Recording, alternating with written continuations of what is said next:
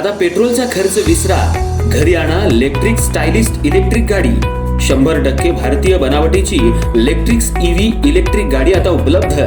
5 वर्षांची वॉरंटी, आकर्षक कलर्स आणि स्पोर्ट्स डिझाइन। एकदा चार्ज करा आणि 100 ते 140 किलोमीटर पर्यंत रेंज। अत्याधुनिक सर्व्हिस सुविधा, लोन सुविधा सुद्धा उपलब्ध। आजच भेट द्या साई मोटर्स, किसान चौक, इचलकरंजी। संपर्क 93 73 27 57 52 किंवा 0230 299 77 66। नो पेट्रोल नो टेन्शन, इलेक्ट्रिकचा स्मार्ट पर्याय।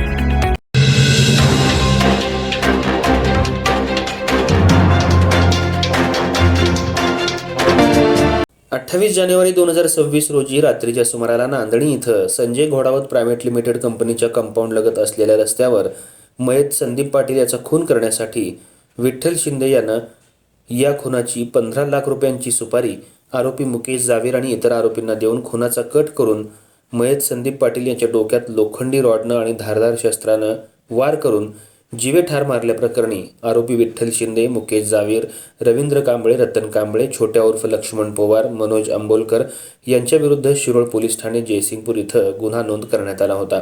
या गुन्ह्याचा तपास पूर्ण होऊन आरोपींविरुद्ध जिल्हा आणि सत्र न्यायालय जयसिंगपूर इथं दोषारोप पत्र दाखल करण्यात आलं होतं।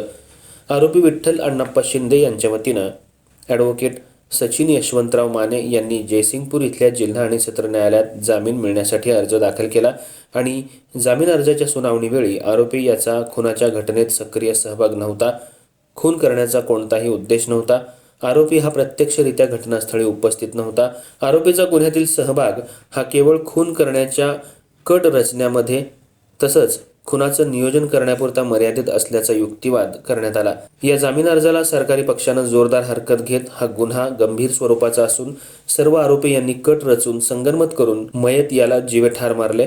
आरोपी विरुद्ध पूर्वीचे खुनाचे प्रयत्न, खंडणी सारखे गंभीर गुन्हे नोंद आहेत। आरोपीला जामिनावर मुक्त केल्यास तो सरकारी पक्षाचा पुरावा नष्ट करेल असा युक्तिवाद करण्यात आला, पण आरोपीतर्फे ॲडव्होकेट सचिन माने यांनी केलेला युक्तिवाद ग्राह्य मानून जयसिंगपूर इथल्या जिल्हा आणि सत्र न्यायालयानं आरोपी विठ्ठल शिंदे याला जामीन मंजूर केला।